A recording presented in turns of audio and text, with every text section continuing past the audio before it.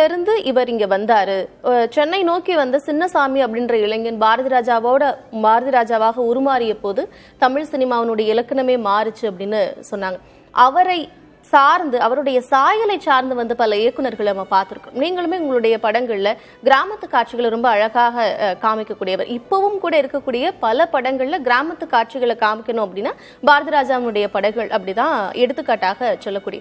அப்படி இருக்கக்கூடிய நிலையில இப்ப இருக்கக்கூடிய இளம் இயக்குநர்களுக்கு பாரதி ராஜா அவருடைய படமும் சரி, அவருடைய வாழ்க்கையும் சரி, எவ்வளவு பெரிய பாடமாக இருக்கும்?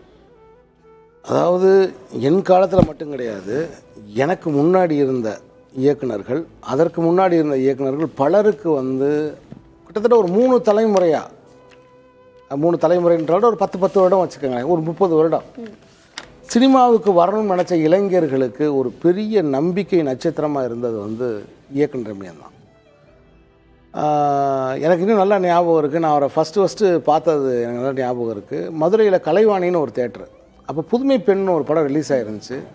அப்போ நான் அந்த கூட்டத்தில் ஒரு சின்ன பையன், நான் கூட்டத்தில் நின்று அதை பார்க்குறேன்.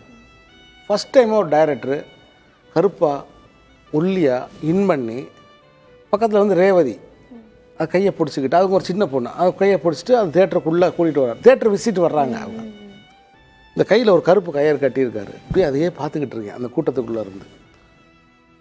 அதிலிருந்து பாரதி ராஜான்னா ஒரு பெரிய ஒரு கரிஷ்மா, ஒரு ஆரா. அவர் பேரை சொன்னாலே ஒரு ஆரா.